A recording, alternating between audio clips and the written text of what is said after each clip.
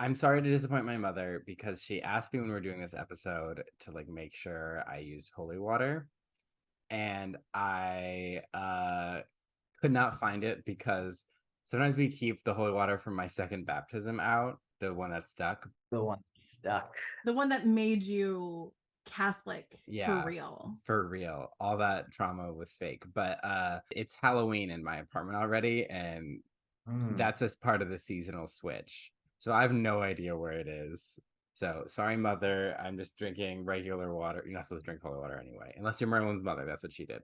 But I'm drinking regular water from my handsome devil cup. You said no to the holy water, and in fact, I'm going super extra opposite direction. Yeah. Exactly. Happy spooky season.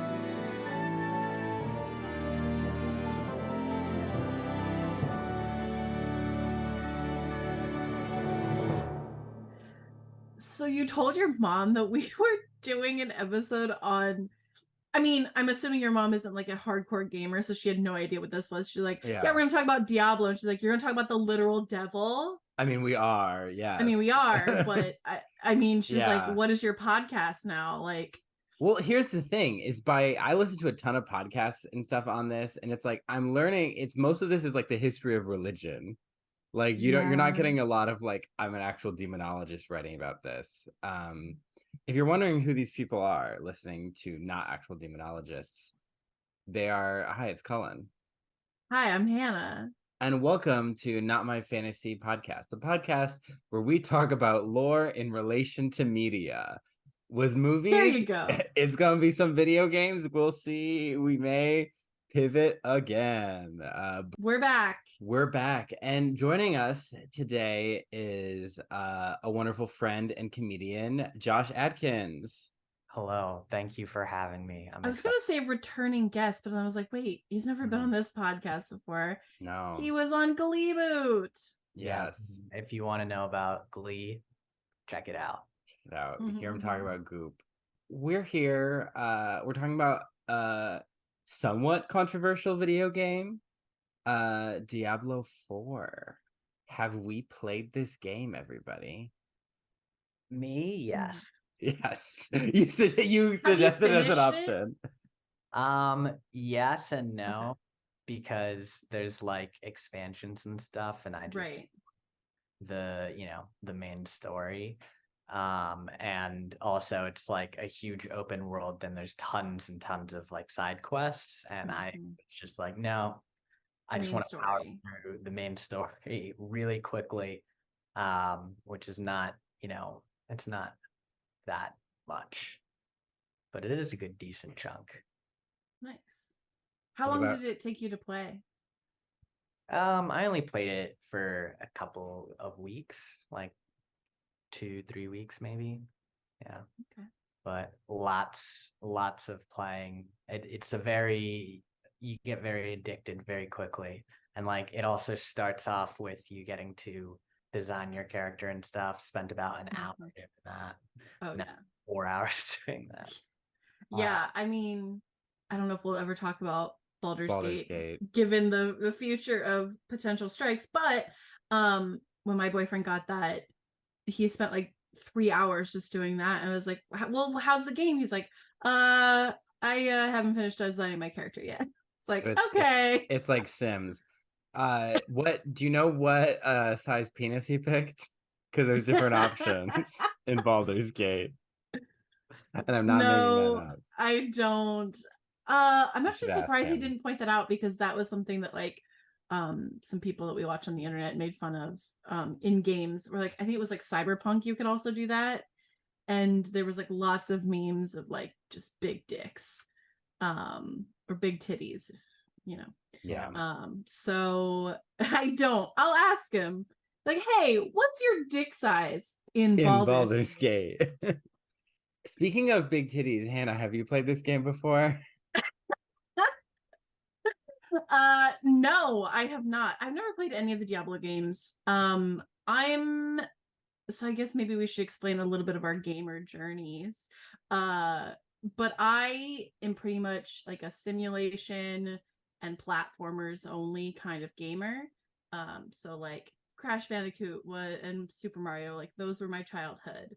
And of course The Sims is now my adulthood.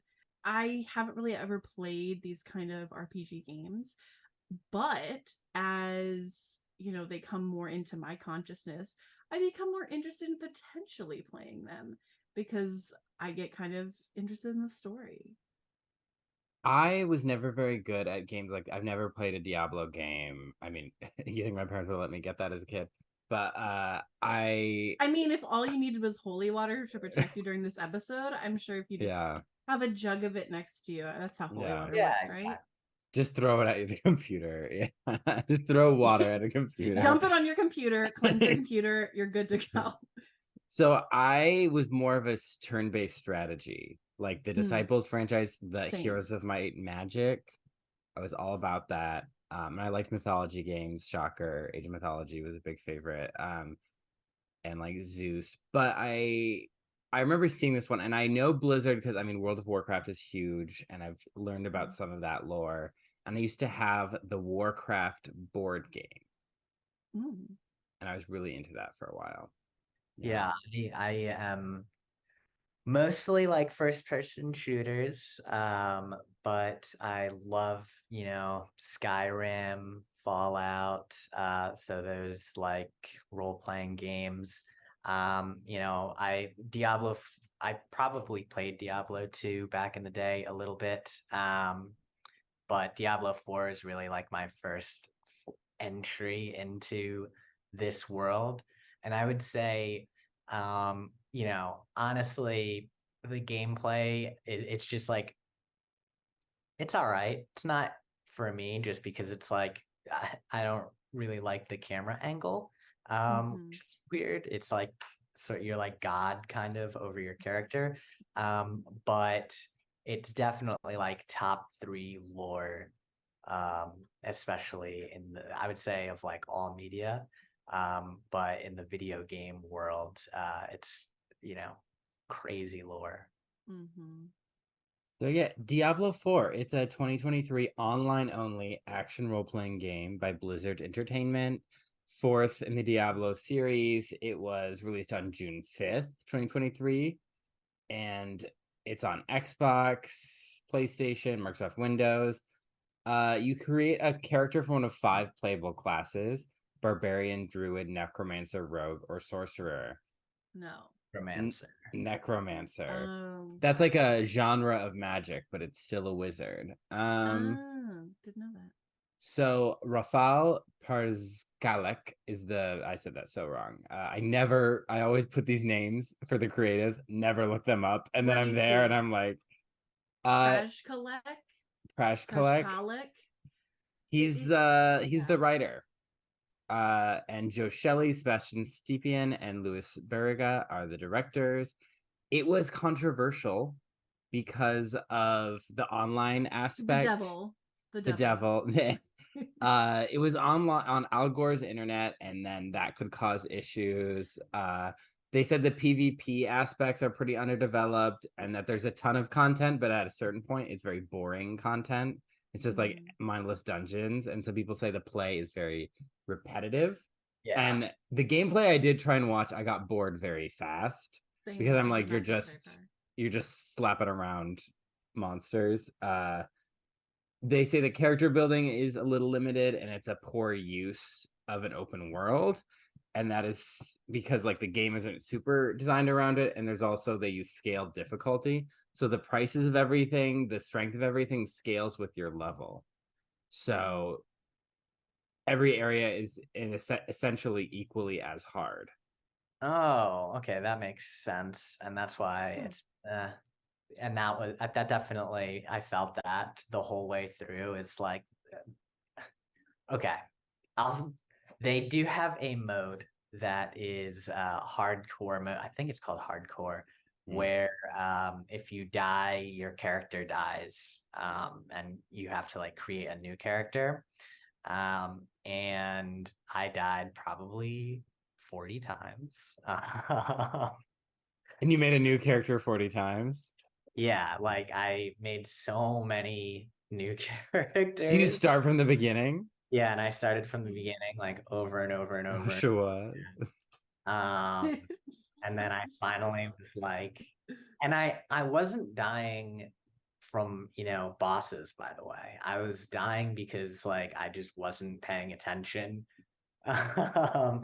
Basically the How way that I would die in a fantasy world, honestly. the simple way of like the way that the gameplay is, or the way it works is like you have towns that are like safe zones where you can sell your gear, buy new gear, upgrade your gear, stuff like that. And then outside of the towns is just like an open world where you're walking around and demons and like, wild bears can attack you. And then in that like wilderness area, you find little dungeons that you go into, and then the dungeons usually have like a boss at the end of it. And yeah, I just consistently died by like random bears after killing a demon, a lord of hell. A fucking bear took me out because I was texting someone and I would just like look up and I'd be like, fuck, furious. So I finally just like left the hardcore mode and went barbarian, which you just get to have a bunch of different weapons and it's all pretty close quarter combat, and it's a good time. Really muscly character.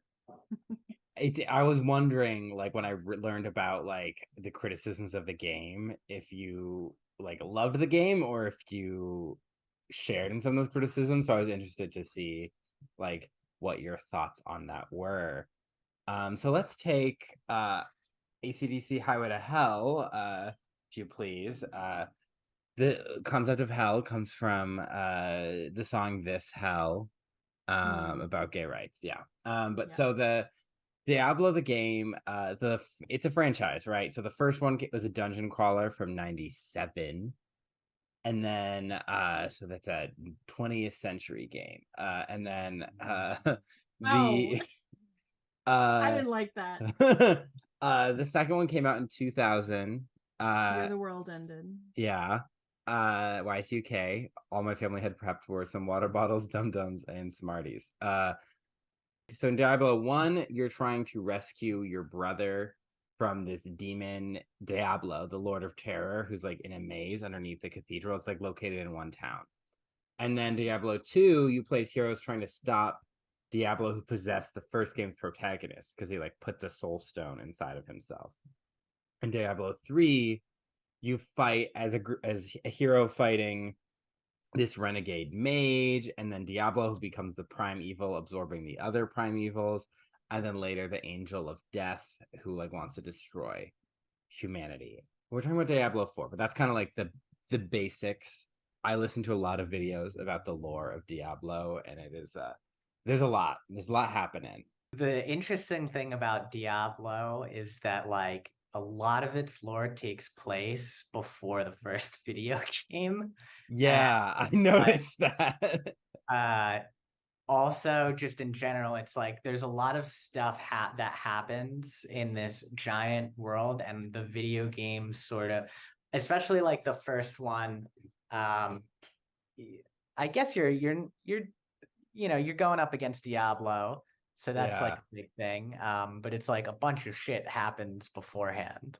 There's like the Sin War and like, so we're going to talk about some of the primevals and archangels and the origin after we go through some of Planet Earth lore, and then we'll kind of go through Diablo lore and then touch on the Diablo 4 story, because I think it'll be interesting to go through how the real world lore inspired what goes on in Diablo. Yeah. So let's start in Sumeria. a very good place to start. So in Sumerian, Babylonian, Akkadian, and then also later Greek cultures, there was a belief in like daemons or lesser spirits who could be helpful or harmful. They'd have magical tablets that they'd use to try and control them or pray to them. And then in Persia, you get the rise of Zoroastrianism, which is monotheistic or dualistic. And so there's a belief in like a good god or an evil god.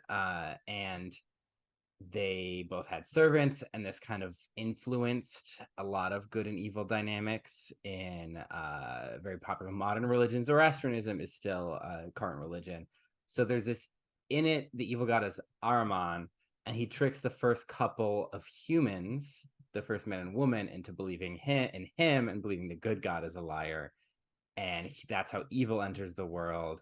But instead of eating a forbidden fruit, he tricks them to eat their babies.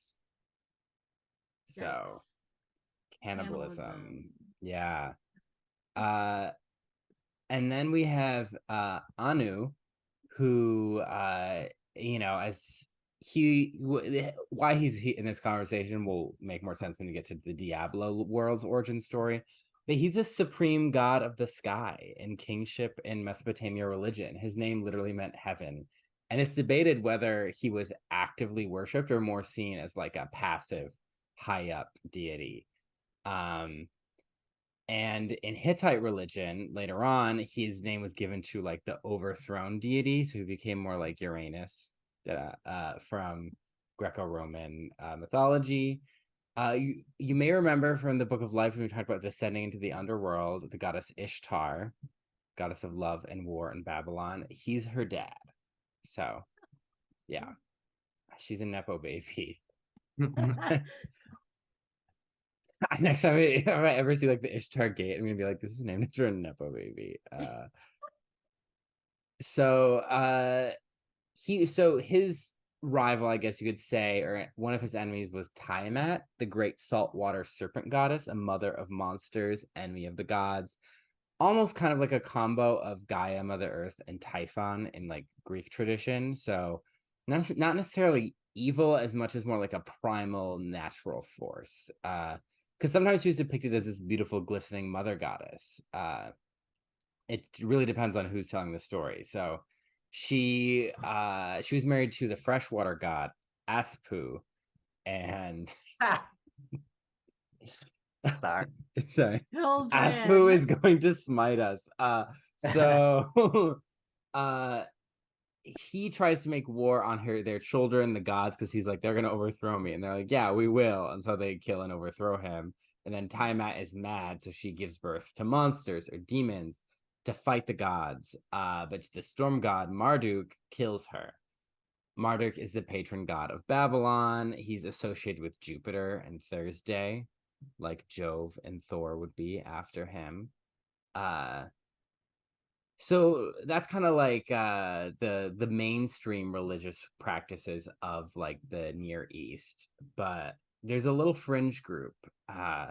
You may have heard of them that had quite a big impact. The Jewish people, the Hebrew people, the Israelites. Judaism, you may have heard of that as well. That's their religion. And that really popularized monotheism in the West. So they have a lot. There's a lot of lore. So I'm trying to like do a light touching on everything. So that they had demons in their tradition that were called like the Shedim, which were like malevolent forces. But they were often sometimes they were almost like a foreign concept. Like they would be demons or gods of the religion of their enemies' religions would then be treated as these demons or Shedim because they were false idols. But they were also seen as gods in their own way. Monotheism was new, like, so this concept of like, this is our God, those are our enemies' gods. And eventually, in the Middle Ages, because plot twist that people don't realize, Jews were still around in the Middle Ages. They were still doing a lot of different things. Writing a lot of books.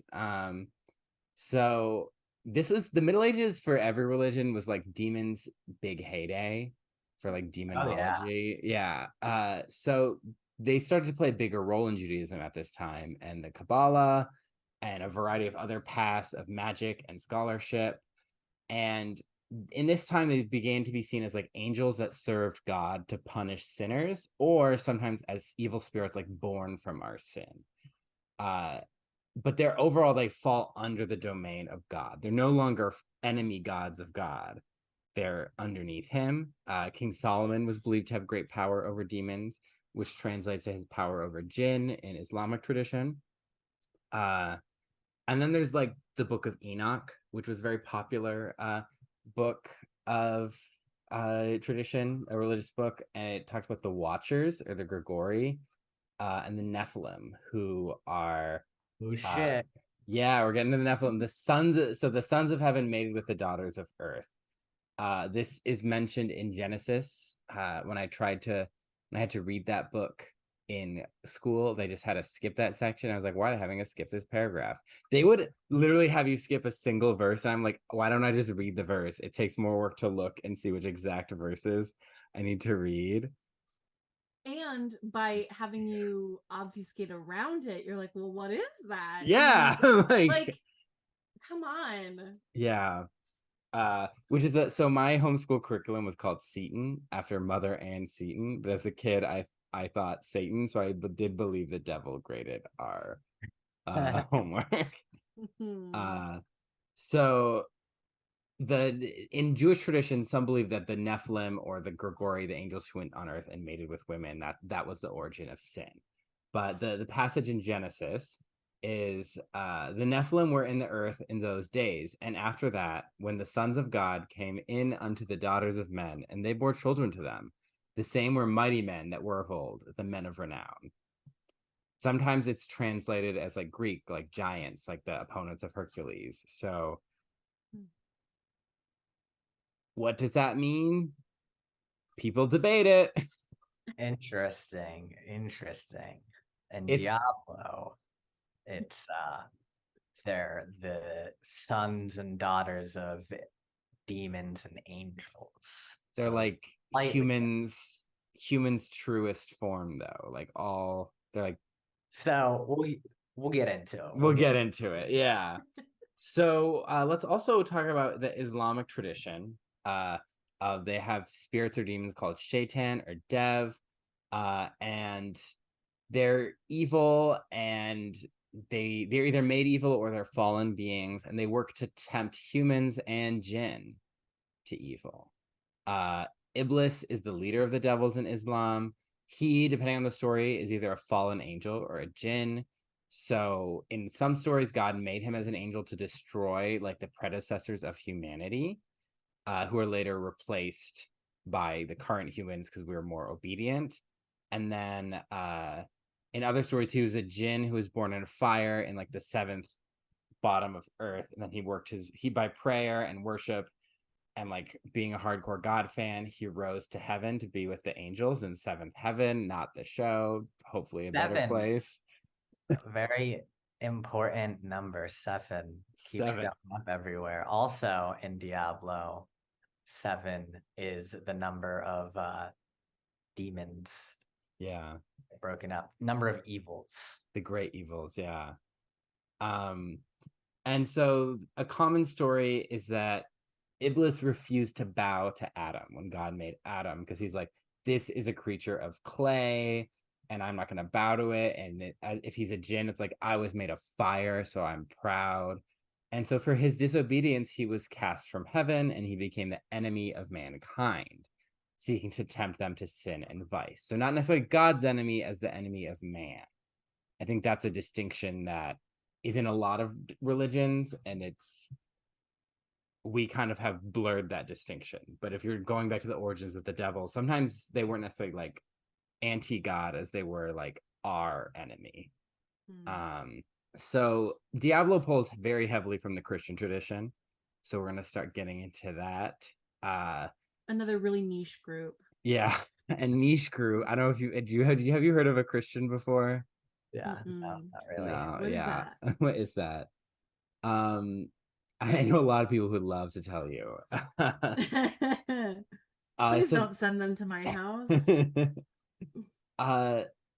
So the origin of angels, the thing is, I did do a lot of research, but when you get to concepts like this that are so integral to modern religion, you get a lot of opinions and a lot of poorly researched opinions. And so I'm doing my best. So well, you should have just read the Dan Brown novels. Angels and Demons. So I did. So there is, the Catholic Church has a canon, and in my mind, I think this is the mainstream of how people view angels and demons in Christianity. But people surprise me. I didn't think predestination was still around till I went to college. What's predestination? The belief that God makes some people for the purpose of sending them to hell. And heaven, though, right? Yes. Yeah. But okay. I was like, yeah. But like, you are like, you were destined. He made you just to send you to hell forever. And I'm like, yikes. And then the other one was that shocked me is someone was very insistent that God had a gender.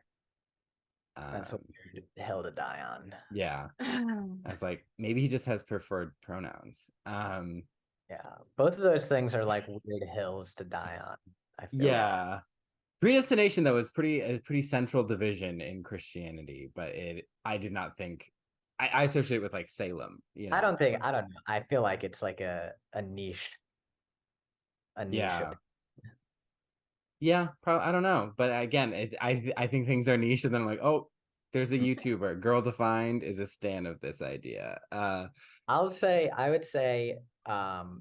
it's interesting because it's like I grew up Christian, and you're taught to read the Bible, and when you read the Bible, the only mention of like anything sort of near demons or anything is like Satan, and I don't even know if they call him Satan in the book, but like we're talking about the story of like Jesus in the desert, and we're talking about the story of like Adam and Eve, but besides that, like you don't really, in the just regular Bible, you don't really see like Lilith or Baal or all of these things, and I didn't even really know that there was like that the Catholic Church had this like canon of demonology. Yeah. I mean, I grew up Methodist, so the idea of like a demon was like, that's in horror movies, or like it's the Catholics. But then again, like if you think about horror movies, it's always Catholic priests. You never see a Methodist pastor showing up. I didn't think about it. So I think it is one of those things where like the Catholic canon, like they hold on to it, but like other sects of Christianity, it's like we're basically like there's God, and but then you believe that there could be demons, but not in the same sense of like a physical possession. But you believe that like, oh, that's the devil making you drink, Like that's a demon. You struggle with those types of demons. Exactly. That's so weird and interesting. Well, because we have the Catholic Church has like, this is the official party line, and so we have exorcists. Like that's a job you can study for and have. I grew up hearing from exorcists, and I listened to a podcast. You've met an exorcist? Yeah. And I listened Cullen, to a podcast. How has this never come up in our conversation? I started listening to him one time on YouTube, and then later he came to my church. He's kind of an alt-righty, so I mean, well, here's the thing. You'll get exorcists, like I think the Pope's official exorcist said Halloween is okay to celebrate for Christians. The Pope has an official exorcist. There's an official his favorite exorcist. He said it's okay to celebrate Halloween, because some people say the devil was born on Halloween. The devil does not have a birthday. So and that is Catholic canon, that he does not have a birthday. But so he's like, Halloween is fine. But then this exorcist, I remember, I never heard him say this, but one of my friends was like, yeah, he said that like it's an opening for demons if like a woman has a job outside of the home. And I was like, wow, if demons are like this ancient timeless thing, how could there And I was like, this was a long time ago, and like my character journey was like, how could their presence be based on like 1950s gender roles? Like, we're a religion, Catholicism was like kings and peasants, and it's like those peasant women had to go collect berries. Like, I'm like, what? Yeah. Like, how is that's wild? Yeah. So I did listen to this podcast, and they're talking about this. They did this exorcism, and like it was very interesting because even though I guess I technically do believe in demons and stuff, I was like, this all seems like common human issues. Like they were talking about this father was abusive to the daughter, and he was a soldier who went to war and became obsessed with death, and he was like worshiping death, and he had like demonic trinkets, and that's what they focused on. But I was like, he was abusive to his wife, he's abusive to his 2 children. It's like, this is just an abusive man who went through things and never took care of them and took them out, and then and that creates evil and darkness, right? And like then they said, oh, we did an exorcism, but they wouldn't let, the son didn't want us to go into his room, and we sense this dark energy. And I thought there would be more to the story, and it was like, no. And I'm like, was that a success? I don't know. But it's like this woman is going through something, like, and these children are going through something very real. And I'm like, in a way, I see it's like a demon is a way to describe something that to us seems so evil, that's incapable of being human. And in a way, almost like that, we could all agree that that's so evil, that's not even human. That's not a bad human. That's like beyond us. But then at the same time, it's like you're spiritualizing or fantasticizing, whatever you want to use it, real issues instead of like getting people the help that they need. Exactly. And using solutions that may not actually be treating the actual issue and could be aggravating the real issue. Yeah. Yeah. Because there were times where I believed stuff was going on with demons and stuff, and it was like that tricky demons. It was tricky demons, and it's like that did like the fact that I didn't have the resources or whatever, like gay. And he's gay. No, but like it did connect with that. And so I like didn't, because I didn't have the language and the safety to like unpack what was happening to me. It's like I turned it into something that was easier for me to comprehend. Well, you went to what you knew. Yeah. So yes, I had bags in my eyes from a young age because I was scared of sleeping from like early puberty. But like that's just how it went down, but like because I was like, oh, maybe it's a demon, because it seems so confusing to me. So they said on the first day the Lord separated the light from the darkness, and by the separating the light, he made the angels. The Lucifer Satan figure, he's the chief angel, the brightest. He rebelled against God, was cast down by Archangel Michael. With him came other angels, the demons. Some say there were a third party that ended up being the fairies, but that's not canon. Which this is the most official use of the word canon, because the term canon comes from Catholicism. So funny. Literally works. Catholics are literally like the top-notch lore keepers of the world. They are. They're like, because every religion has a lot of lore, but listen, Catholics... we know what's canon because we invented canon. Yes. You know it's canon. Mary is not canon. We just told you it was canon to bring in like the Nordic people, and now exactly here they're gone. You can keep Christmas, I guess. So the devil in this story also became the serpent and tricked Eve, and God said, I will put enmity between you and the woman, and her seed and your seed. So the rivalry between the woman and the serpent, which is why the Virgin Mary, as like the next woman in the salvation story, like the big, like she made the big choice that allowed Jesus to come to the world. She's depicted crushing a serpent. Yeah. Well, the angel was like, you want this baby? She's like, yeah. But that they did use that as pro propaganda, correct? So in art, though, she's typically standing on top of a serpent or crushing its head. Oh, because they'll be like, the serpent went to bite at your heel, and he said to Eve, the serpent will bite at your heel and you'll crush its head. So it's supposed to be like sin entered the world through a woman and salvation came through a woman. And that's why if you look at like the Virgin of Guadalupe statues or images, she's on top of a crescent moon, because that was a serpent god in a lot of pre-colonial religions in Mexico. So yeah. But this is why I've said on this podcast before, my theory is the devil is gay, not because he likes men, because he hates women. He's a gay misogynist. If you go to West Hollywood, you might meet him. All right. So in this canon, the angels and demons are purely spiritual. They had free will for one moment, made their choice, firmly bound by it. Angels cannot fall, demons cannot rise. No gender, no physical form. The devil has officially lost, just trying to get people to hell. Like, there's no way he's winning Revelation or whatever. Like, there's no way if enough people watch the Lil Nas X music video, the devil will gain more power than God. The devil is lesser than God, but God allows him to create evil as not to infringe on free will. The problem of evil, as many theologians have discussed. So I got the Catechism of the Catholic Church official statement.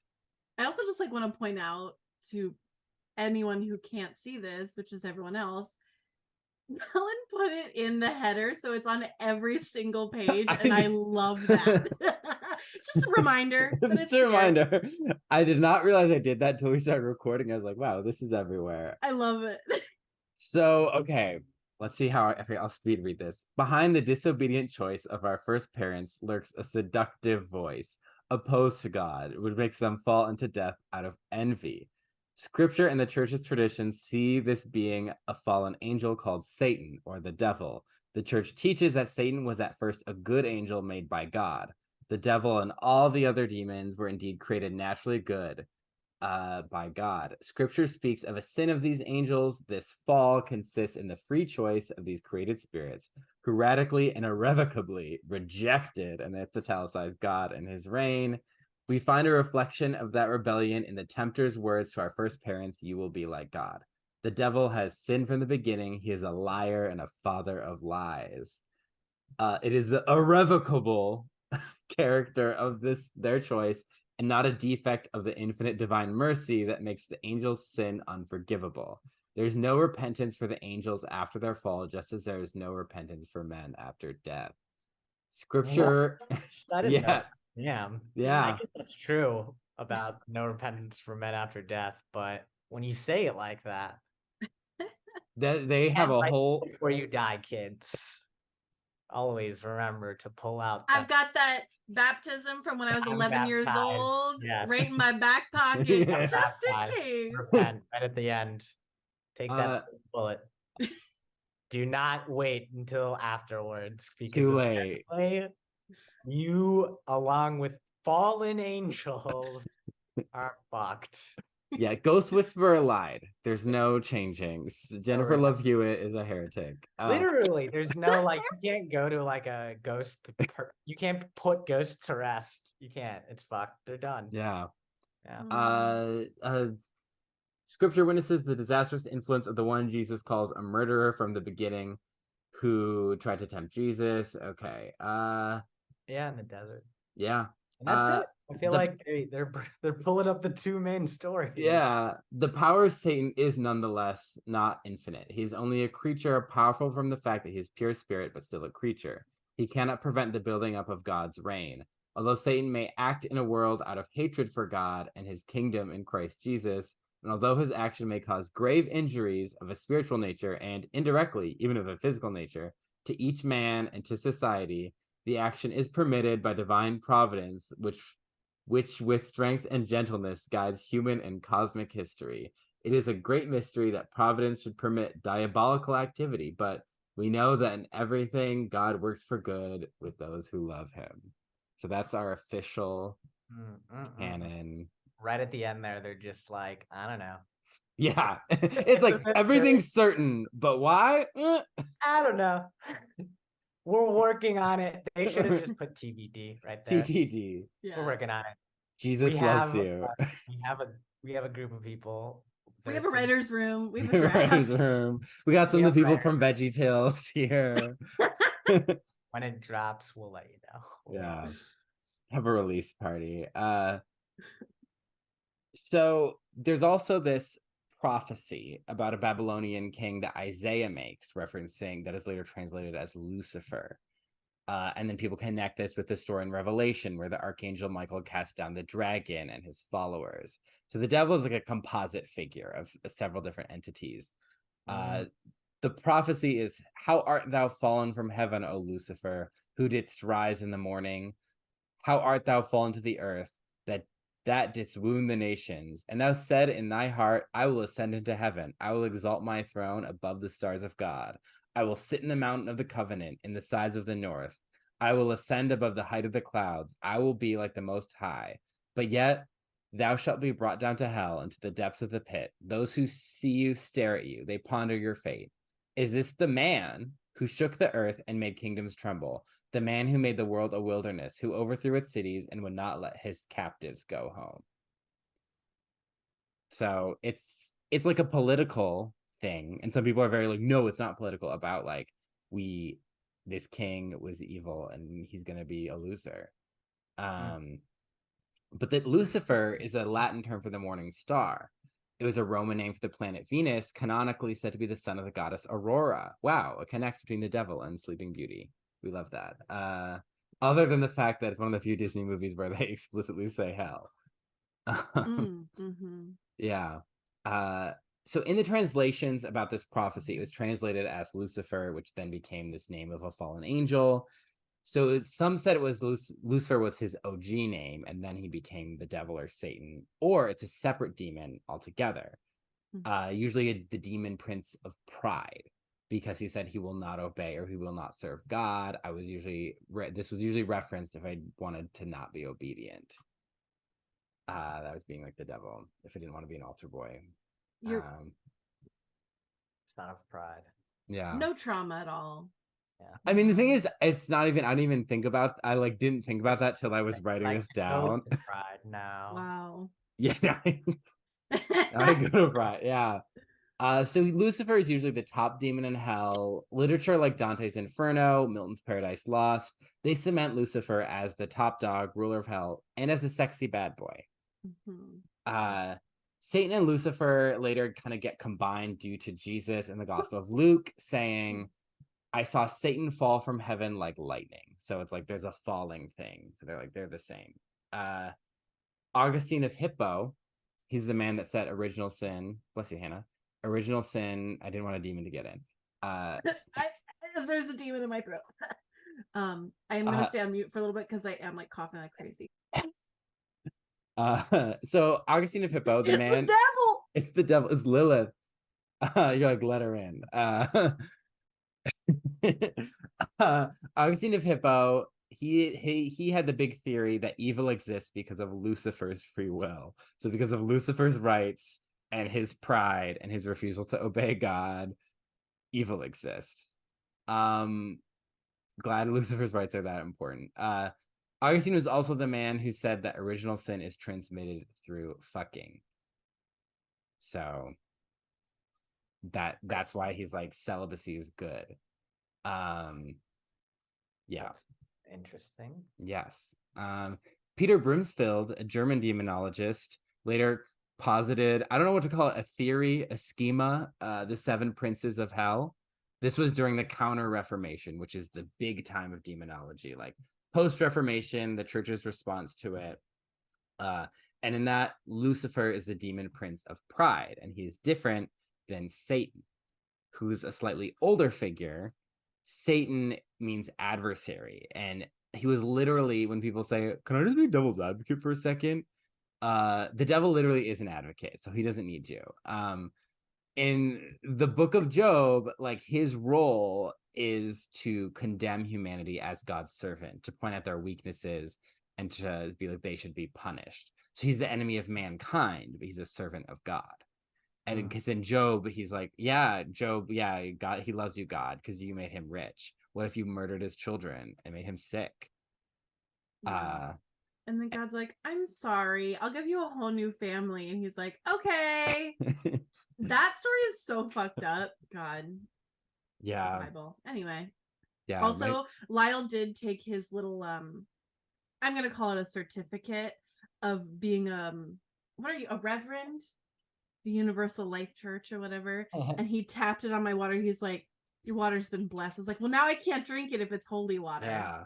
Unless you've had sex with an incubus and you need to make sure your baby is just a wizard and not a demon, like Merlin's mom.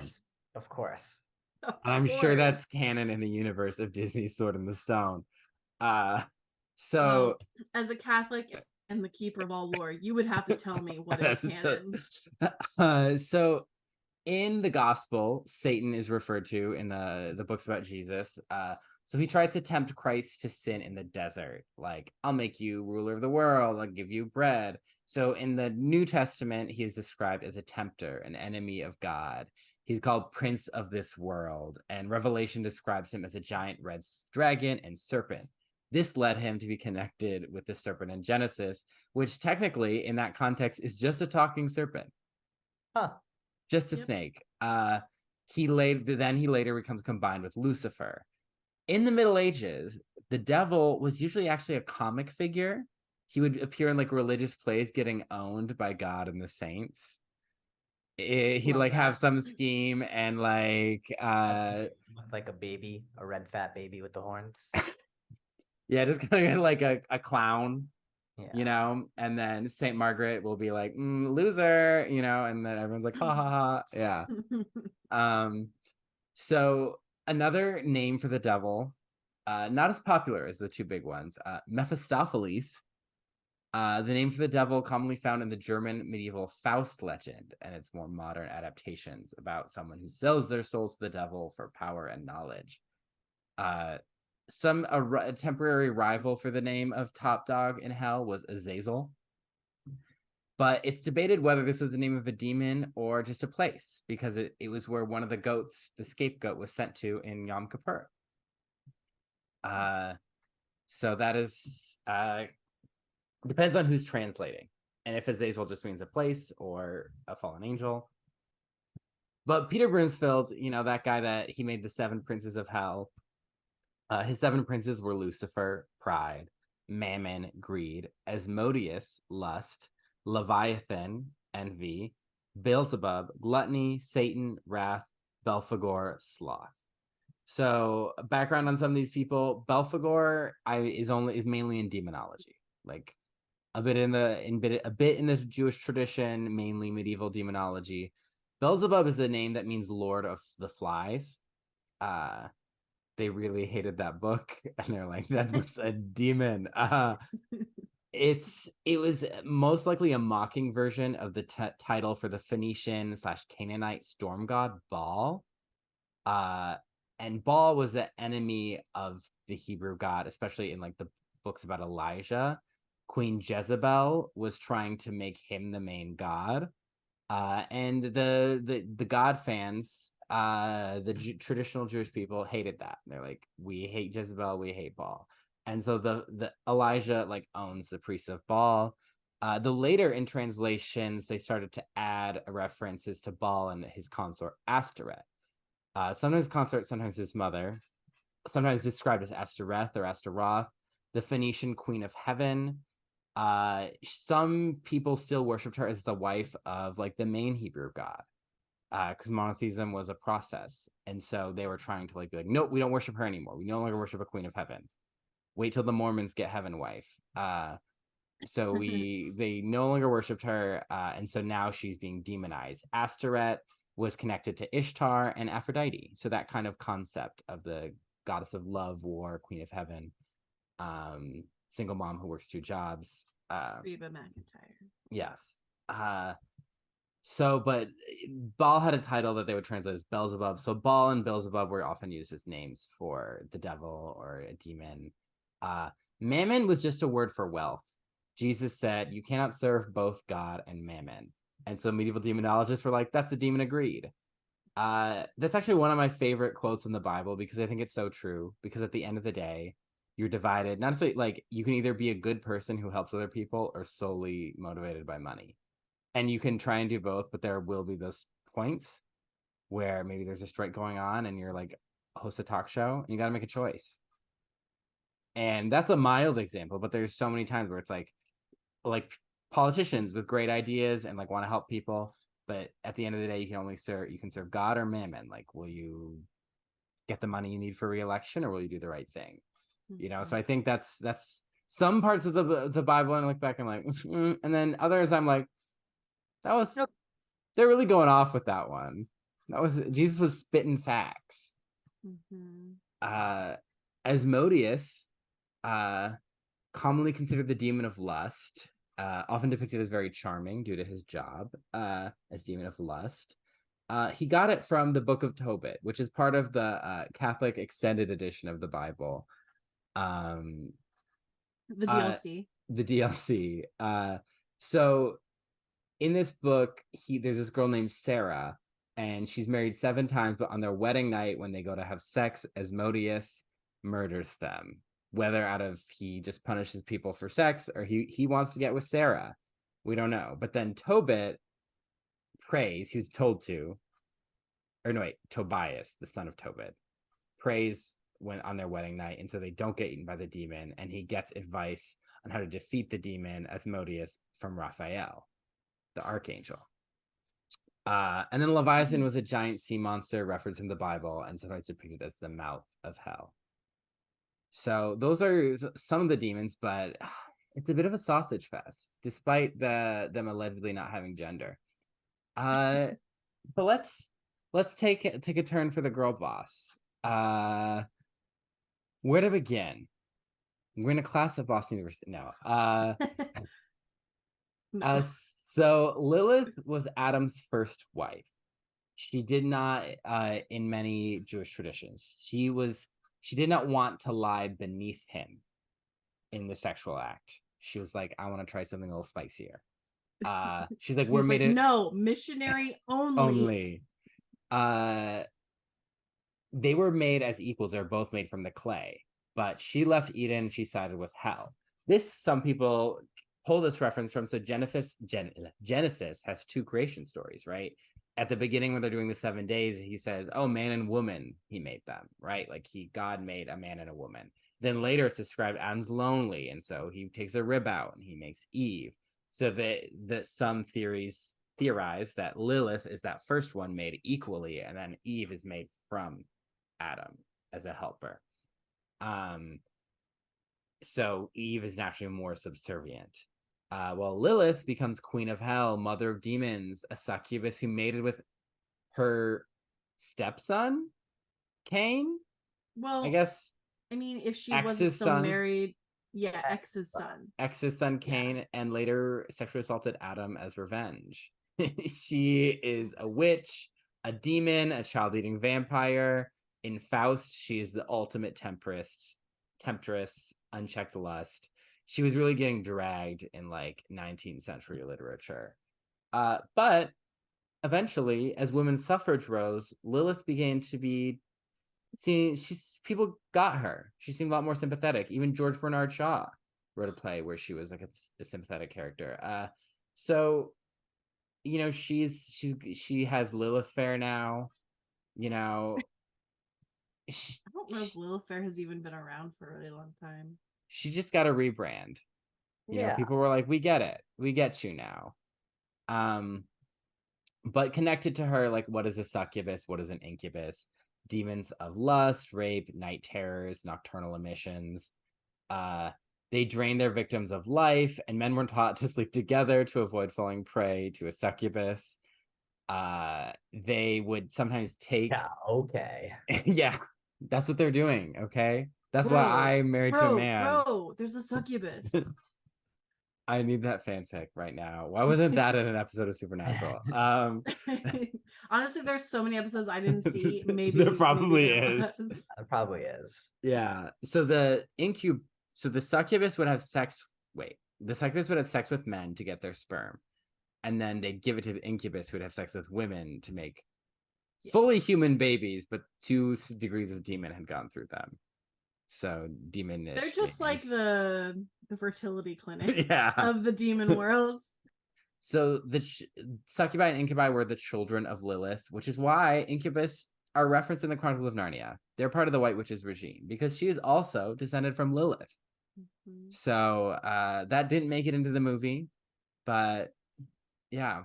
And really didn't even make it to the end of Lewis's series because eventually he has a whole new origin story for her. So I guess that was propaganda. So what about, we're talking a lot about what's going on below in the nether regions. What about on the top? So archangels. So angels are servants of God, being pure spirits. Archangel comes from a word that just meant prince of angels.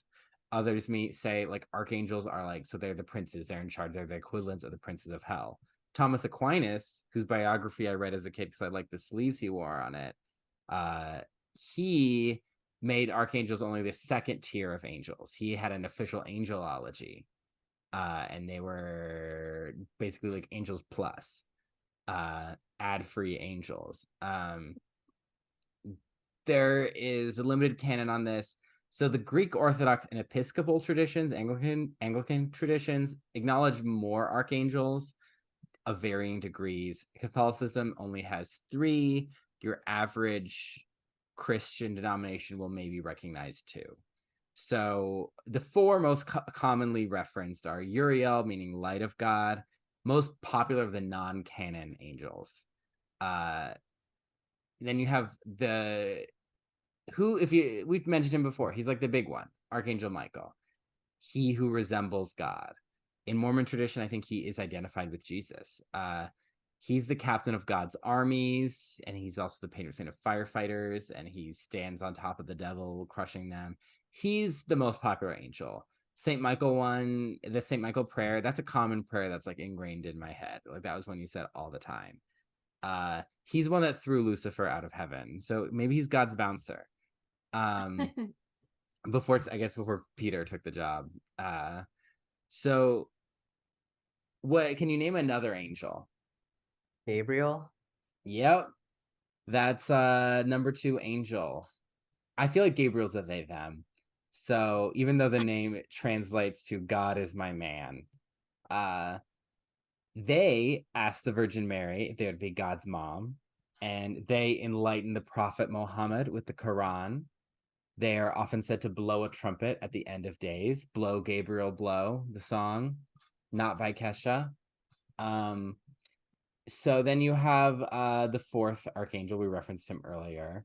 So he is not canon in most mainstream Protestant traditions, but he is in Catholic, Orthodox, Episcopalian, Oriental churches. His name means God's heals. He helps Tobias and Tobit in the Book of Tobit. He kind of acts as a Gandalf, like mentor figure, like giving advice, like kind of almost like a fairy godmother type role. He heals Tobit's blindness. He's an enemy of the devil because he fights Asmodeus. So, and he describes himself as one of 7 who stand before the throne of God. So that's why it's commonly 7 archangels. So if you're using that schema, Raphael is almost always one of them. So like Gabriel, Raphael, and Michael are Catholic canon, and then there's a bunch of others. And maybe we'll be talking about Kissed by an Angel someday, so we'll talk more about there. Or maybe that movie with Nicolas Cage. City of Angels. Yeah. Many people believe that you can be possessed, haunted by demons. Again, I grew up around a lot of this. So that's still going on. And then post-Reformation Europe, that's when belief in devils, witchcraft, and demons were on the rise. Because for a while in the Middle Ages, it was like that superstition. And then they're like, there's new religions, there's all this going on, and they're like, anything that's not our religion is idolatry, it's demon worship. The demons are getting stronger. They're fucking people to make human babies. That was a big part of witchcraft, is like, you're fucking the devil. They're using magic. There's demon babies. The devil almost became God's rival, like his ex, with his own Uno reverse version of God's kingdom. Like that's where I feel like there's a reason this is called the early modern period, because I feel like this kind of view is still fairly prevalent, as God as, or the devil as God's rival. So so the Diablo heads out there might be like, some of this stuff sounds familiar, some of these names, some of these concepts. Yeah, absolutely. I feel like now would be a good time to give you my rundown of sort of the Diablo lore, the Diablo's creation myth, if you will, because it's very, very similar, but slightly different to, what you just went over specifically with Christianity and stuff. So basically, in the beginning, in the Diablo verse, in the beginning, there was a being named Anu, this perfect being. And Anu wanted to purge himself of imperfection. So he reached within himself and purged all of the imperfections from within himself. And from that, a embodiment of evil is born called Tathamet. Tathamet is, all shadows and darkness, and Anu is essentially just all light. And instantly, this causes a huge battle to ensue. And ultimately, this battle leads to these two energies colliding into this cataclysm of unprecedented magnitude. So imagine the Big Bang. So they kind of took like Christianity, they took little signs, and Chuck lore. Yeah. So the Big Bang happens when evil and light collide. And with this massive collision, a bunch of different realms are created. And one of the realms at the top is the high heavens, where angels are created from the essence of Anu. And then below that is this fiery hell where demons reside, and these are the shadows essence of Tathamet. And then there's also a chaotic realm formed at the epicenter of this event called Pandemonium. So after these realms are formed, heaven and hell go into war with each other. This war is referred to as the eternal conflict. The angels of high heaven, their ultimate goal is they want absolute order, and the prime evils of hell want absolute chaos. So the prime evils, they specifically have names. There's three of them. One of them is Diablo, one of them is Mephistes, and the other one is Baal. So as you mentioned, they sort of took Diablo, which is the Spanish word for devil. They took Baal, and I don't know where they got Mephistes, but they Mephistopheles. Mephistopheles. So yeah. So Diablo is the Lord of Terror, Mephisto, Lord of Hatred, Baal, Lord of Destruction. So their ultimate goal is chaos, and Angel's ultimate goal is order. Sometime during this war in the Pandemonium, which is just like a chaos realm, they discover something called the World Stone. What this World Stone does is it has the ability to alter realities depending on who gains control of it. So when the angels of heaven gain control of the World Stone, they start creating realities and new worlds that are perfect and filled with order and good. And conversely, when the demons get a hold of the World Stone, they're creating worlds of chaos and terror. But keep in mind, these realities all end up perishing during this endless conflict that is going on for eternity. So this continues to happen.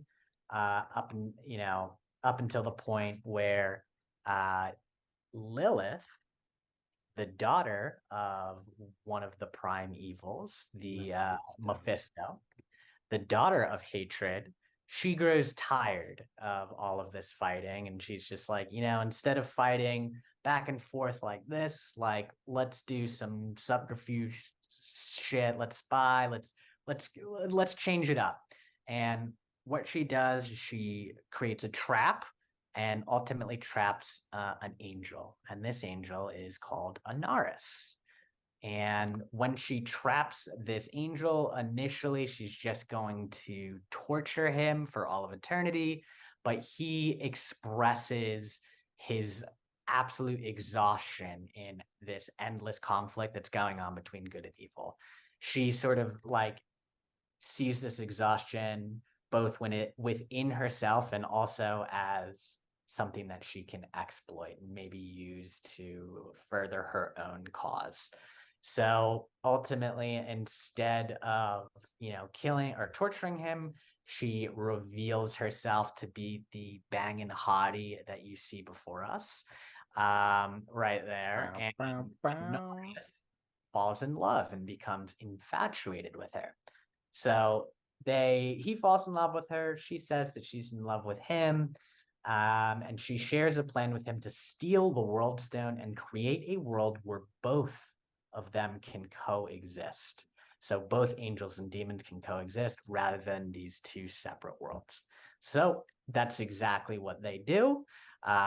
They decide to not only steal the World Stone and create this new world, but a couple of angels and a couple of demons are like, hey, we agree with you and we're joining you as well.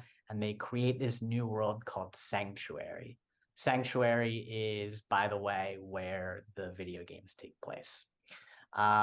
While these angels and demons are living in this new sanctuary together, they do what people do. Fuck. And as they are fucking, they are not using protection and they start having children. And these children are called the Nephilim, and each generation are more powerful than the next. And they're more powerful than angels, and they're more powerful than demons. And this is freaking some of the angels and demons that live in Sanctuary out. They're like, what the fuck? We don't like this. And they're like, I don't know, we should do something about these Nephilim. Like Aspu, who was scared of his own children. He's scared of his own children, right? Yeah. But Lilith, she sort of sees the Nephilim as all of her children. And she's fiercely defensive of them. And she also sort of views them as a chance to, maybe use against heaven and hell, because unlike Anaris, who's happy just living in this separate world, Lilith is like, what if we sort of go against heaven and hell and we conquer both of them and we take over everything, right? So she goes to the angels and demons that are like, we don't like these Nephilim, and she slaughters all of them, right? Kills them all, brutalizes them. And Anaris is out farming or hunting, doing whatever angels do. And he comes back playing a harp. He comes back from his harp session and he sees all of this chaos, blood everywhere. And he's like, oh my God, Lilith, what did you do? So he does two things. One, he's like, Lilith, I love you. You're so hot. I can't kill you. I'm going to banish you from Sanctuary. So Lilith is banished. And then the second thing he does is he takes the World Stone, which alters reality, and he uses it so that Nephilim, who each generation was getting stronger, he reverses that trend and says Nephilim, from now on, each generation will become weaker and weaker. And this is how humanity is formed. Eventually, they lose all power and they become humans. So in this lore, humans are descendants from angels and demons having children together, and then through the generations, they've lost their power. And then the Diablo games sort of are like after humanity exists, some powerful wizards accidentally get into contact with Diablo, and he is like, you know what? I can use humanity, sway it to our side in this endless struggle between good and evil. I want them to be, sort of on our side. So that's basically like the creation lore of Diablo. And as you said, it's it matches pretty closely to a lot of like Christian themes. Yeah, but it pulls from them in enough of an interesting way that it still feels like something new. And thank you for something, because I wrote that shit down, but I was happy that you explained it, because I'm like, you probably explained it better than I could. Because they have this war because the Triune makes their own religion, the three primevals, and Anarius founds the Cathedral of Light, which is like the worship of him. And there's this big conflict, and eventually Heaven notices, and eventually they decide to leave Sanctuary alone, and they put Anarius into hell to be tortured. That's like the peace offering. And then later there's these like fractions of the World Stone called Soul Stones, and Tyrael, the Archangel of Justice, traps the primevals in them and hides them. But then evil seeps out, kind of like the ring in Lord of the Rings, and that's how you get Diablo 1, where he's like under this town. And then the games continue in this conflict. Eventually you fight the different primevals, the Angel of Death, and you follow the Haradrim, or these mages. So that's the interesting thing, right? Is it's like when we're talking about like the real world mythology, we sort of have like heaven versus hell, and humanity is essentially on heaven's side, right? We want to go to heaven, where in this world, in this mythology, humanity is sort of this separate entity that some angels view as like evil because they're the sons of angels and demons, right? So ultimately, what happens in Diablo 2 at the end is, or Diablo 2, the game is about the main character fighting against these primevals and killing them, and you're led to believe that you're sort of on the side of heaven. But then right at the end, the angel of death, who is on heaven's side, is like, actually, I want to get rid of humanity as well. And he fails in that, but like wipes out half of humanity in Sanctuary while he's doing that. And that sort of sets up, that was Diablo 3. So that sort of sets up Diablo 4, where Lilith, who had been previously banished, she makes her way back into into Sanctuary. And once again, you're like, oh, I'm fighting against her and I want to banish her. And spoiler alert for people who play the game, this is the main story. But ultimately, you defeat Lilith, and Lilith says, like, at the end, like, you're an idiot. Like, I was on your side. I was trying to make sure that humanity doesn't get wiped out. And now, you know what? You're going to get wiped out. Yeah. So that's where we're sort of left on a cliffhanger of what's going to happen next. Because Lilith definitely cares about humanity more than Anarius, I feel like. Yes. Yeah. And and heaven is not a place humans can go. Like, it hurts. It's like blinding light, and like I think humans can go to hell in this universe, but they can't go to heaven. Like that's not even an option. Or I think they think it is, but it's not. So like it's very much angels are order more than they are good. Yeah, it's order versus chaos in this mythology. Yeah. so we got our prime evils, right? Mephisto and Baal and Diablo. And then we have our lesser evils, Andariel, Maiden of Anguish. All the other ones are lords, and she's a maiden. And I'm like, the word lady exists. Andariel, the unmarried girl of anguish. Okay. And there's that name is original. Duriel, the Lord of Pain. Belial, which is another way to refer to Baal, Lord of Lies, and Asmodan, like Asmodeus, Lord of Sin. And then there's an Astaroth, who's a lesser demon, which is very Astaret. And then we have our archangels. Uriel, Archangel of Hope, which is a spelling of Uriel. Imperius, Archangel of Valor, that's a Latin. So the L sound is from Elohim, or like God or Son of God. That's why a lot of angels end in an L. Us is like a Latin thing, so it sounds Catholic-like. So you'll get Anarius, Imperius, Archangel of Valor, Ethereal, Archangel of Fate, Malthael, the Archangel of Wisdom, who becomes the Angel of Death, Tyrael, the Archangel of Justice, who is the one that's usually on humanity's side. It's like Tyrael, and Uriel is like the one female one, so she's like nice because that's how gender and morality works.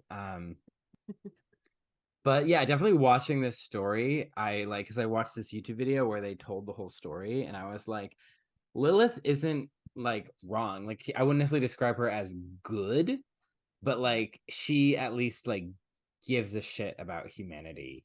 Lilith is interesting because initially her and Anaris run off and create this world to escape eternal conflict. And they do escape eternal conflict in Sanctuary. But rather than sort of be content in that, she is ultimately led to believe that together they can conquer both sides of heaven and hell. So it's both sides. So she is against hell, but she's also against heaven and humanity. If you're on her side, then she rides or dies for you, Yeah. Yeah. See, I'm against this heaven too, because as Belinda Carlisle says, they say in heaven, love comes first. We'll make heaven a place on earth. And this heaven, they're not so loving. No. Yeah, so against the gospel of Belinda for sure. So yeah, like Lilith, yeah,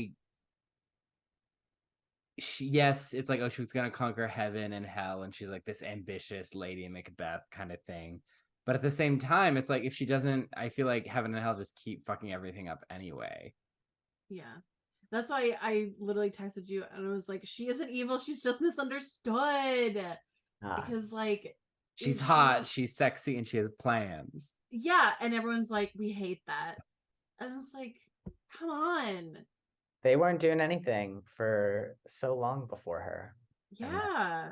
She set up the same old. And she came in, shook it up. She came in like a wrecking ball. She came in like she created humanity, and what did they create? Nothing. Yeah. Because the story kind of like the major beats, your character starts off in like this cold village, and they're like, oh, we need help being saved from demons. And then it turns out they're actually worshippers of Lilith, and that she came to their church while they were being shamed by their priest and was like, sin is your birthright. You are made to be free. Like, you weren't made to be shamed. And so she's like, Beach. And so they literally murder the priest and eat him, I'm pretty sure. And then these rose petals of blood are kind of like her like symbol. And there's this mage called Elias that helped bring her and is like her servant. And so you go to the town, you rescue this monk, and you're kind of like, you and the monk rescue each other, because the town, after you save them, they're going to eat you and sacrifice you to Lilith. And so they're not on your side. So you're like, okay, Lilith is on the move.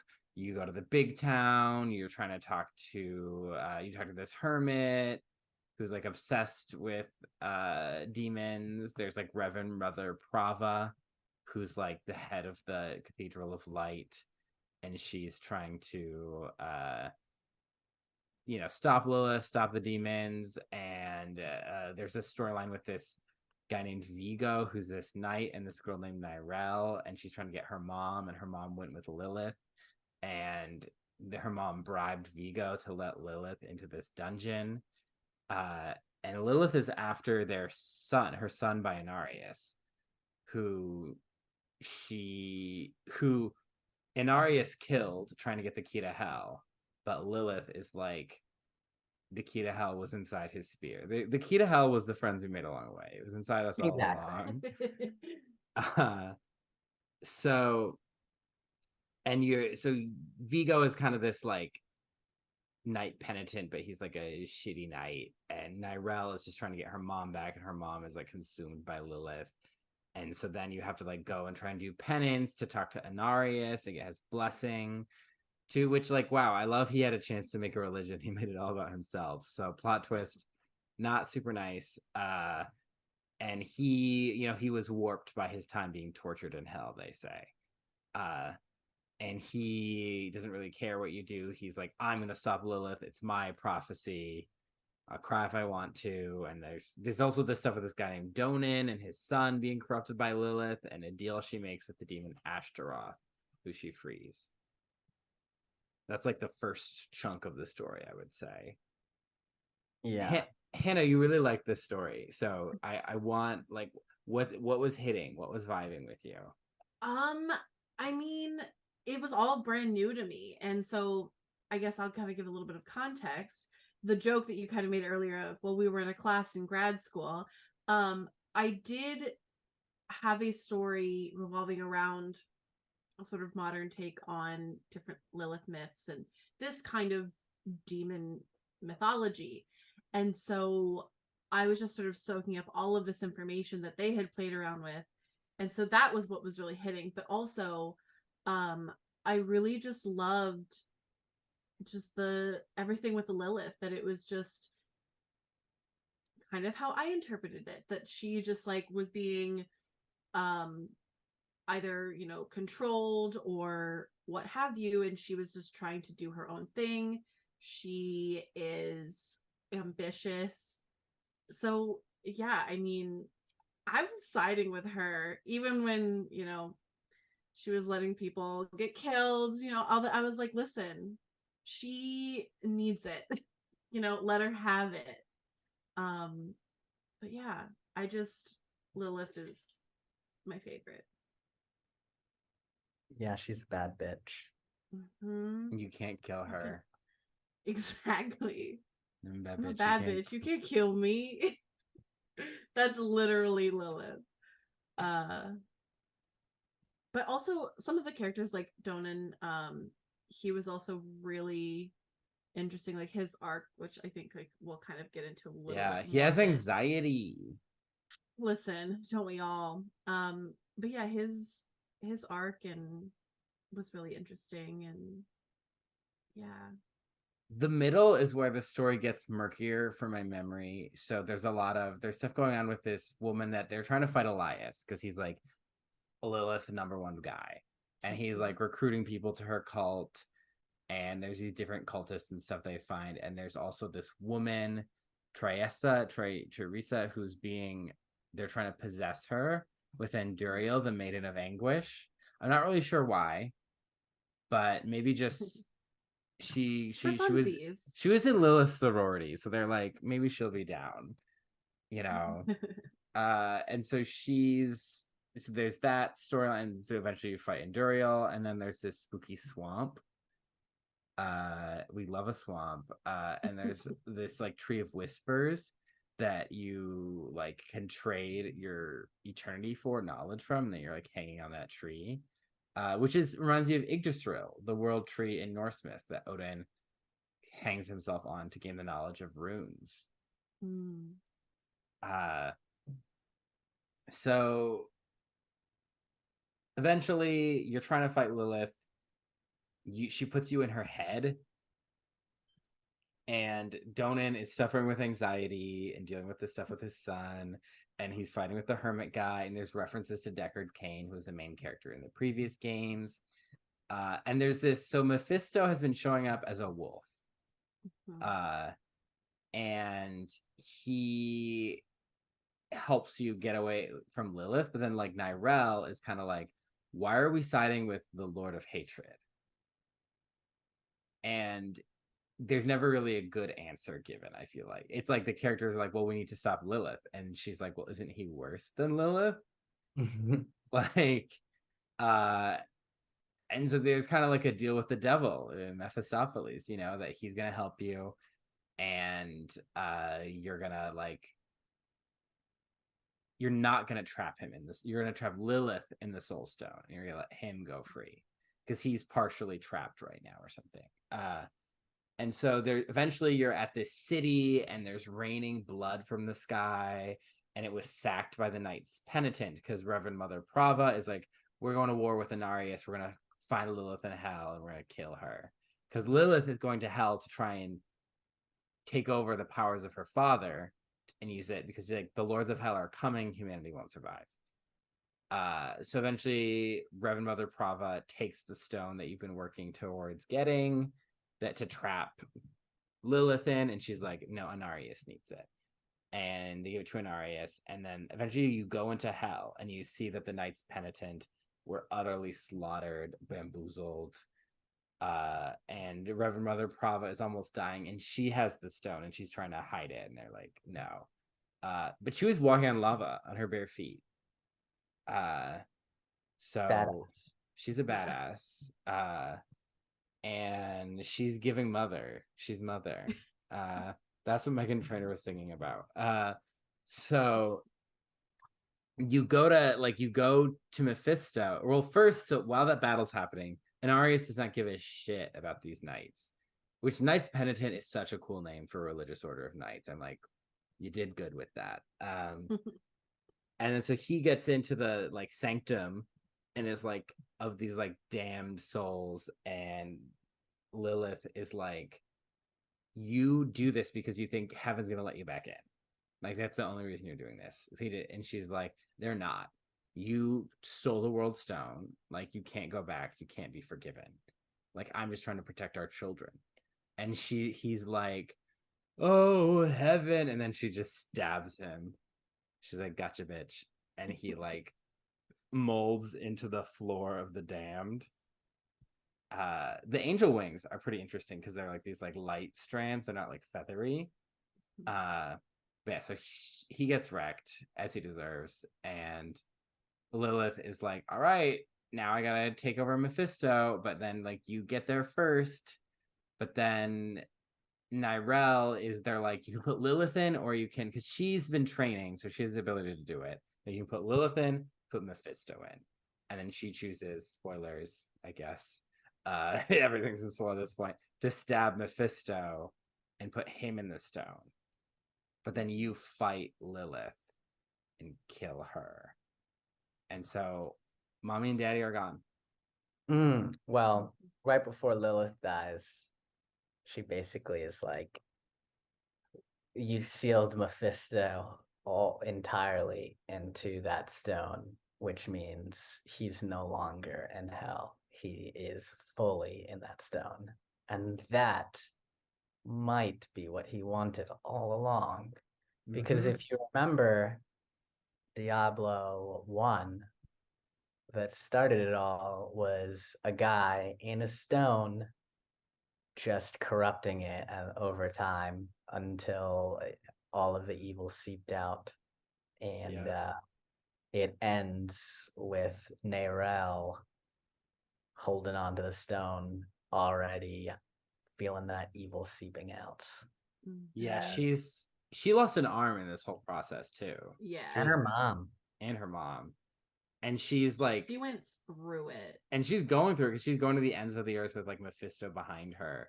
Yeah. And meanwhile, like Reverend Mother Prava sends like the monk that you once saved after you, and you like kill him and stuff, and you're kind of like, what's going on? I didn't like this. Chrissy, wake up. And then yeah, I was kind of like, what's gonna happen to Nyrell? Because I feel like she was trying to like, well, how do I take Mephisto to a place where there's nothing to corrupt? She's done. She's done so. Yeah, you think she'll be taken over by him? Definitely. That's how pretty much all of these games go. It does really. If you're trying to set up a game franchise, nothing like an eternal conflict. Literally called the eternal conflict. It will never end. Exactly. We tried. Lilith did try. Setup for a game franchise. There you go. Yeah. Who knows? Maybe Nyrell did it. Yeah. I think in that video that you sent, it was sort of like the big recap of the story. The person, I'm really glad, included some of the scenes. And one of the scenes sort of toward the end, like right before, I guess it's actually the montage of Nyrell traveling, but where like the letter she leaves behind to be like, why I have to do this, and it's really powerful stuff. And I think, I mean, we'll get into it here in a little bit, but like the thing that was getting me was that like, yes, I would be getting lost in like listening to some of the story, but there would be these like character moments that would draw me back in and like, wow, this is really cool. And, yeah, like he was a really good character. The hermit and Donan had like this contentious relationship. Yeah. I think like the hermit, Donan, and Nyrell all stood out to me. And then there was like a couple, because there was the woman being possessed, and I think there was like a swamp witch, and there were a few other characters that I started to get mixed up. Yeah. But like they stood out, and Reverend Mother Prava, and then at Lilith and Anarius as like, okay, this is our main cast. And Vigo, because I was like, Viggo Mortensen, is he like an Aragorn spoof? Exactly. Yeah. Yeah. And they when they developed this game, they very consciously wanted to keep away from like high fantasy elements like kings and stuff, and like keep it more just like normal people in the grime. This is peak medieval grunge. We haven't talked about a lot of medieval grunge movies on this podcast yet, but if you're thinking of like this is more dark gothic flavor, but this is like medieval grunge. You know, everything's dirty. Yeah. Everything's soiled. Grunge. That's the vibe for sure. Yeah. So if we're talking about the vibes and the aesthetic, well, do we have anything more we want to talk about with this story? I feel like I summed it up very briefly, but there's also a lot of lore we went over today. Yeah, I feel like we covered it. Yeah, because I think like the story itself, I mean, not that the story isn't rich, but it like you said earlier, it's like it's the lore that comes before it, and then this is sort of adding to it and developing it further. It's just very rich and interesting, and yeah, and it's not a very black and white good versus evil like the Christian mythology would have you try to believe, you know, trying to pit it that way. It's really interesting. Chaos. It's order and chaos, yeah.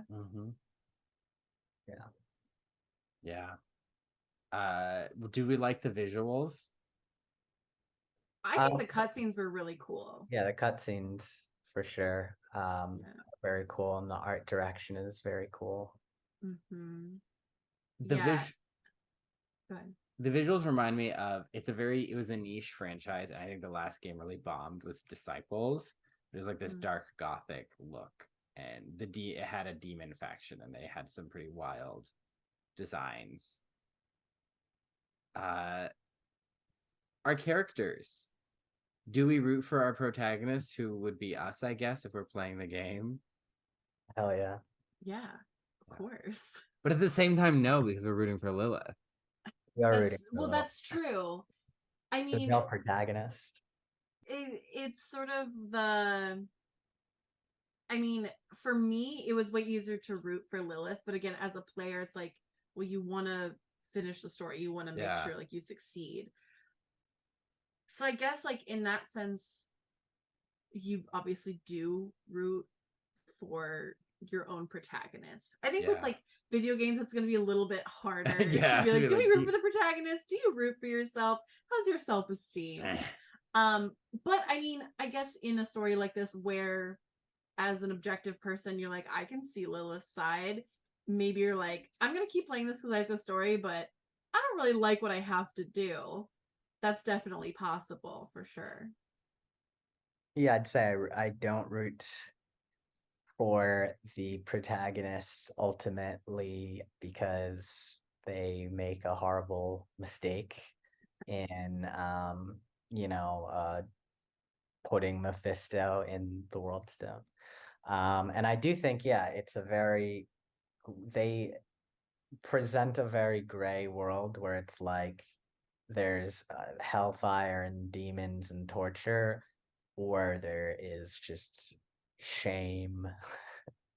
Those are your options. Yeah. So, it's kind of not really, you're kind of damned if you do, damned if you don't. Mm-hmm. And what do we think of our other main characters, our core cast? I liked Vigo. He's an idiot. Didn't like the monk. Loved Lilith. Donan was cool. Yeah, Donan and Narelle really stood out to me. Again, like Narelle making the sacrifice to take the soul stone. That's a brave character moment. Yeah. Especially for like a secondary character. Yeah, and it's really satisfying, I think, at the end to get to see someone doing that. Yeah. Yeah. And we have our antagonist, who Lilith is like we love her, we root for her, but you also have like Elias, who I think is a little less sympathetic. Yeah, for sure. And you have Anarius and Reverend Mother Prava, who are annoying. Reverend Mother Prava at least like believes in something, even, but it's cities are being sacked, so I don't know. But like she at least is like, yes, I'm doing the right thing. Anarius is really only out for himself. Yeah. Yeah, that's a good point. Torture and hell will do that too, yeah. Yeah. And our themes. Hatred. Hatred. Free will, I feel like anything with angels and demons, like the concept of like your fate versus your free will, and like good and evil, order, chaos, like that's always going to be there. Yeah, I would say it's always the common theme of all Diablo games is it's a very bleak world, and the common theme is just like endless struggle, endless conflict. There's just it's predicated on this endless war between order and chaos, good and evil, and your character consistently plays a part in sort of slowing down what appears to be an inevitable process of like humanity, being corrupted. So it kind of has that dreary, like you can't escape your fate theme to it. Yeah. But it looks pretty. In a dark way. Yeah. Beautiful way. Happy spooky season. Yes. Yeah. You can't escape your fate, and that's the real thing. That's the real fear. Student loans. Oh. Also just, I don't know if there's a theme of betrayal. Yeah. Mm-hmm. Very central. There's always a like, I am actually this person moment in these games where it's like, I tricked you, ha. Mm-hmm. Anaris getting stabbed by Lilith. She had to do it. He had to. He was. That's the thing, is Anaris could do so much more. you know, and he's self-centered. Mm-hmm. He's not good. I agree. Yeah. So I guess that leads to a big question. Was that your fantasy? No, this is hell. This is a nightmare.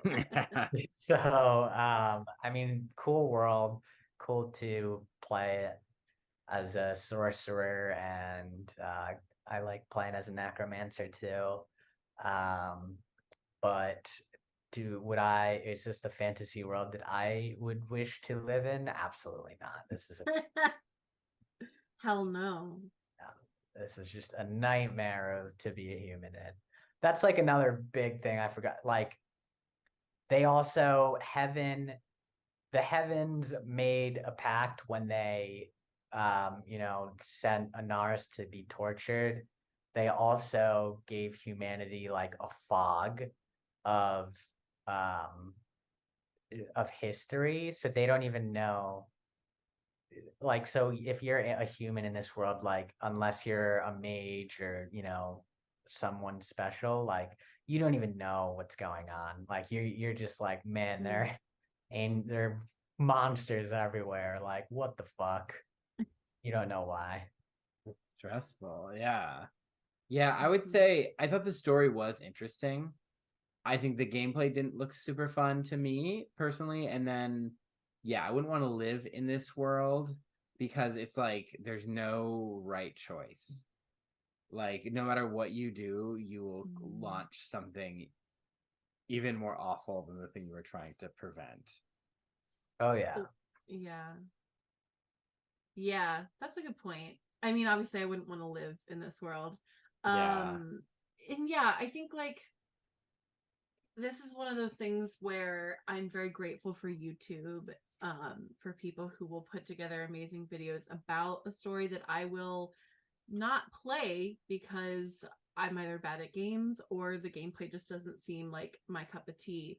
But yeah, I would say like overall the story itself, the way they're breaking down these different myths is my fantasy because it is so interesting and cool. So I will actually probably be digging more into this lore because it has actually kind of inspired me and made me want to write my Lilith story again. Yes. For that aspect, it is my fantasy, but hell no, I don't want to fucking live there. I don't want to deal with that.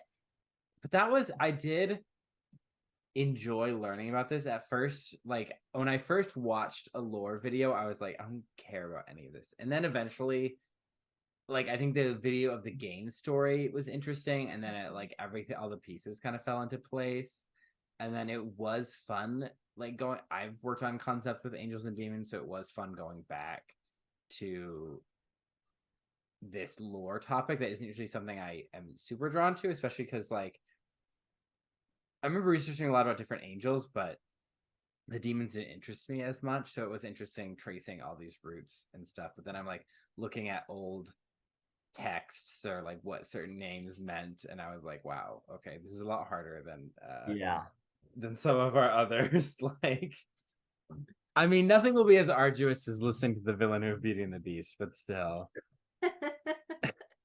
Josh, thank you so much for coming on, and thank you for suggesting this because I never would have thought to talk about Diablo. Well, glad to throw the suggestion there. Yeah. I had a lovely time. Thanks for having me. I appreciate it. Yeah, thanks for coming on. Is there anything you want to plug? Just what's good, Josh, is my handle on social medias. Follow me for comedy and videos of my cats, etc. Well, you can follow Not My Fantasy on Instagram and TikTok. We are at Not My Fantasy Pod. Share this podcast with your friends and family. If you're on Apple Podcasts, or if you're not, head over there, give us a 5-star review. Let us know what you love about this podcast. And then if you're watching on YouTube, hello, you can smash that like button. Smash that like button.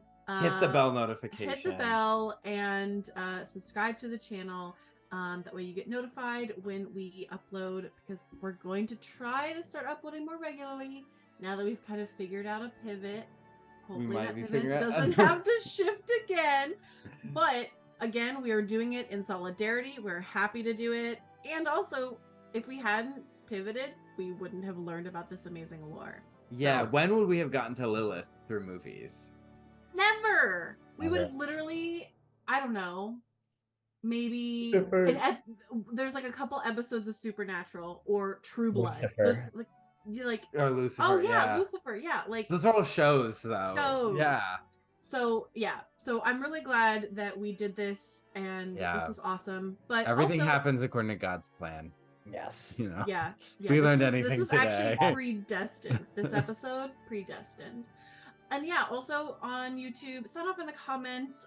Did you play Diablo, or did you watch videos on it?